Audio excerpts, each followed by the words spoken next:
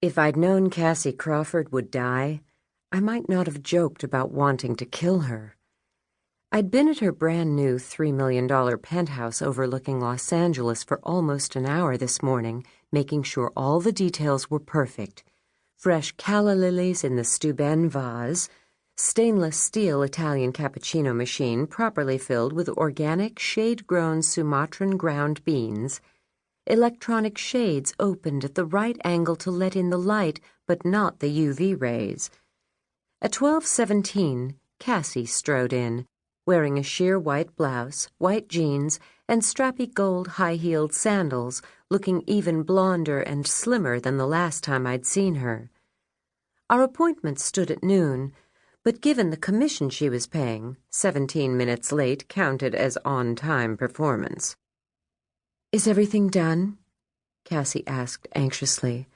Apparently we weren't going to bother with, "Hello, how are you?" or even, "Nice to see you again."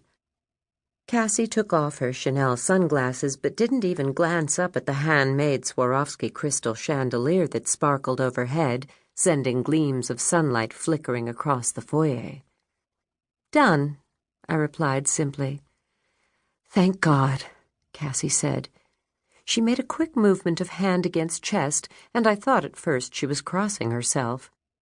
But instead she religiously adjusted the 7-carat diamond pendant hanging just above her cleavage. As she patted it into place, the necklace clinked against her wedding band, so heavy with sapphires and diamonds that Cassie risked carpal tunnel syndrome every time she lifted a well-manicured finger. Of course, now that she'd married Roger Crawford, she never needed to lift a finger again. Without another word, Cassie pivoted on the 4-inch heels of her Jimmy Choos and headed to the bedroom. I followed, traipsing comfortably, if not quite as elegantly, in my Lily Pulitzer pink flats. If the ability to stride seamlessly on stilettos was required before you married a billionaire, I'd obviously never be so blessed. Or maybe cursed. Despite the perfect outward appearance, Cassie seemed to be in a controlled panic as she checked out the penthouse for the first time. Her eyes were bloodshot, and she raced around the room snapping her head like a Purdue chicken. She opened and closed the storage drawers I'd cleverly tucked behind floor-to-ceiling lacquered doors, then moved quickly on. "Do you think Roger will like the bed?" she asked, sitting tentatively on the edge of the $15,000 Hypnos mattress I'd had flown in from London. "It's the same one Queen Elizabeth sleeps on," I said, as if that settled it, though who knew where Prince Philip slept. "And the sheets?" Cassie asked, running her fingers over the linens that were so soft they made 600 thread-count sateen seem like sandpaper. "Fret?" "Definitely not," I said firmly. "Fret is so last year.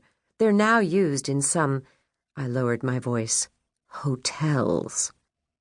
Cassie looked briefly uncertain, but then nodded. At age 28, according to the gossip columns, she couldn't know everything.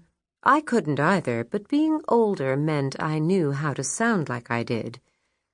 She sighed. "Well, I'm counting on you to get everything right. Isn't it funny? Until I married Roger, I lived in a furnished sublet in Studio City. This is the first place I've ever decorated myself." She'd decorated this place herself? "You did a nice job," I said encouragingly. I'd been in the business long enough to know that the person signing the check got to take credit for the success. Cassie had turned up as a new client not long ago, calling me out of the blue and asking if I could furnish the just-bought penthouse from top to bottom, while she and Roger cavorted on a 3-week trip to Hong Kong and Tokyo. "It'll be tricky with such a quick turnaround," I'd said. "Price isn't a problem," she'd insisted. With any luck, the combination of Cassie's bank account and my eye for style would land both of us in Architectural Digest. However difficult she turned out to be, I'd cope. Cassie and I had met twice about the design, but when I tried to show her samples and discuss the virtues of Carrara counters versus granite, Her eyes glazed over. "Whatever you think Roger will like, that's the only thing that matters." "You should like it, too," I'd said. "Roger has to be happy," Cassie said firmly. "Pleasing him is my only job at the moment."